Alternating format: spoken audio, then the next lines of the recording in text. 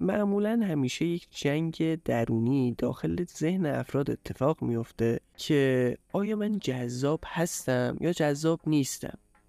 خب شما معمولا جذابتر از اون چیزی هستید که فکر میکنید. حالا توی این ویدیو 5 تا نشونه بهتون میگیم که اگر اینا رو دیدین شما جذاب هستید. 1. مردم غالبا متوجه ورود شما میشن. اگر به یک مهمونی رفتید و دیدید که دیگران به شما نگاه میکنن، به این معنیه که مردم دست کم متوجه حضور شما میشن و مهم نیست که کسی برای شروع یک گفتگو به سراغ شما بیاد یا نه. 2.